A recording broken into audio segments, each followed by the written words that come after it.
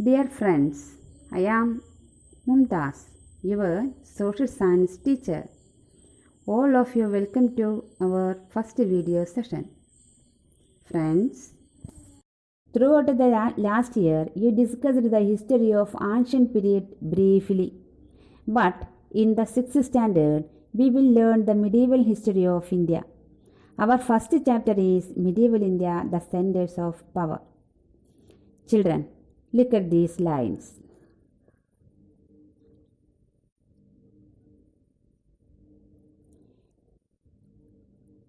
Yamuna River saying its story. Haven't you listened to what the Yamuna spoke about Delhi? Children, do you read the map? It is our country and capital New Delhi in the center of our country. New Delhi is situating in the region of Delhi. Delhi is in the bank of Yamuna, which is one of the tributaries of Ganga. Which is the longest river in India. Children, do you know which are the important rivers in India? Yes, Ganga, Sindhu and Brahmaputra. Yamuna river is one of the tributaries of Ganga.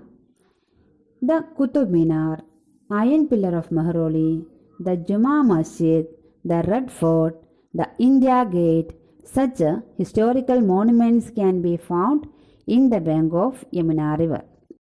The period between CE, Common Era, 8th century and 18th century is called medieval period in Indian history. Children, the rulers in the medieval period selected Delhi as the center of power. What may be the reason? Look at the map. What information can you get from the map? Write the point. What were the geographical features that motivated the rulers to select Delhi as the center of power? Let us go to see the geographical features of Delhi. Read the map. In the western side of Delhi, situating Aravalli mountain ranges. These ranges helped Delhi to resist or prevent the coming of enemies and to supply different types of stones for the construction of forts and buildings. Did you see the historical monuments situating in the bank of Yamuna river? Such forts and buildings constructed by the stones from Aravalli mountain ranges. In the northeast part of the Delhi, existing Indus-Gangetic plain. The fertile soil in the Indus-Gangetic plain helps to agricultural development. Finally, the southern side of Delhi existing the river Yamuna. It ensured enough water supply for Delhi and facilitate water transportation. Because of these reasons, the medieval rulers selected Delhi as the seat of power. Okay friends, now let's take a look on major rulers in medieval India. The first dynasty came into power in Delhi was Tomar dynasty. Following Tomars, Chauhan dynasty ruled Delhi. Tomars and Chauhans were the two prominent Rajputs in northwest India. But one of the ruler, Muhammad of Ghor in the present Afghanistan, defeated Prithviraj Chauhan and established his domination over Delhi. Children, can you say the last ruler of Chauhan dynasty? Yes, correct. Prithviraj Chauhan. After the death of Muhammad of Ghor, Qutbuddin Aibak, who was the commander-in-chief of Muhammad of Ghor, established his reign in CE 1206.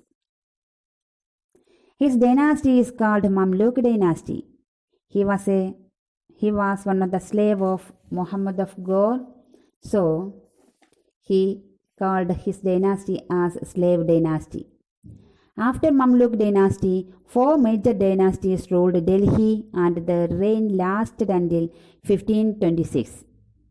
The rulers of Delhi between CE 1206 and CE 1526 were known as sultans, and the period of reign is known as Sultanate period.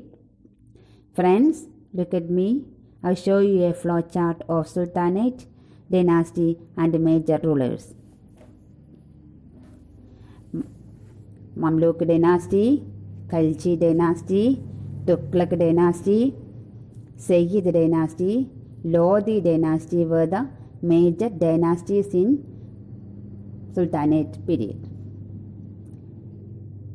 In the Mamluk dynasty, Qutbuddin Aibak, Iltutmish and Balban were the major rulers ruled in Delhi. But in the Khalji dynasty, Alauddin Khilji was the prominent ruler in this dynasty. Tughlaq dynasty, Muhammad bin Tughlaq and Firoz Shah Tughlaq were the major rulers. But in the Sayyid dynasty, Kisar Khan was the famous ruler in Sayyid dynasty. Ibrahim Lodi was the major ruler in the Lodi dynasty. Children, now let's study the expansion of Sultanate. In the flowchart, we could see the major rulers in Mamluk dynasty. After Qutbuddin Aibak, Iltutmish came into existence and he conquered Lahore, Multan and Bengal. See the map. Iltutmish introduced a uniform monetary system in the regions. Tanga, the silver coin, and the Chital, the copper coin, were the newly introduced coins. Khalji dynasty succeeded by the Mamluk dynasty. You know who was the prominent ruler in Khalji dynasty? Yes, Alauddin Khalji. During his reign, the southwest regions of India came under this dynasty. Now let's study how did Alauddin Khilji use Gujarat to extend his power. Do you the position of Gujarat in the map? Long coastline is a peculiar feature of Gujarat. Therefore, several seaports existed there. With the conquest of Gujarat, those seaports became under the control of Alauddin Khilji. He could import fine horses from Iraq through these ports. This strengthened the military power of Alauddin Khilji and he conquered the regions in the southern and western India. The Khalji dynasty was succeeded by Tughlaq dynasty. Muhammad bin Tughlaq was the important ruler in Tughlaq dynasty. Now, a question for you. Question is, why did Muhammad bin Tughlaq transfer his capital from Delhi to Devagiri? And what was the reason for the failure of the capital transfer? Let's see the answer. He transferred his capital from Delhi to Devagiri and given the name Daulatabad. Sultan thought that he could control the whole part of the empire in more effectively from Devagiri. Devagiri was 1,500 kilometers away from Delhi. The capital transfer was mainly in summer season. People who living Delhi were unwilling to go new capital. Later, he found that shifting the capital was not practical and he gave up his decision. The rulers of Sayyid and Lodi dynasties were weak. Therefore, the Babar, the ruler of Kabul, defeated Ibrahim Lodi and he established a new kingdom. That is Mughal Empire. Children, did you get points? Now, you have some homework. Question number 1. Who introduced a uniform monetary system? Question number 2. who was the only woman ruler of Delhi Sultanate?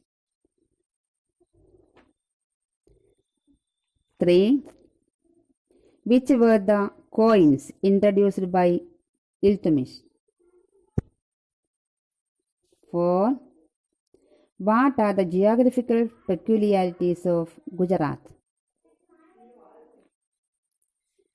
Next question. How did domination over the Gujarat strengthen the military power of Alauddin Khilji? 6. Who was the prominent ruler among Khaljid rulers? 7. How did Alauddin Khilji use Gujarat to extend his power? 8. Who shifted his capital from Delhi to Devagiri? Next question. Why did Muhammad bin Tughlaq transfer his capital from Delhi to Devagiri? Next one. What were the reason for the failure of capital transfer? Last question. Which dynasty established in Delhi following the reign of Sultanate? If so, stop here.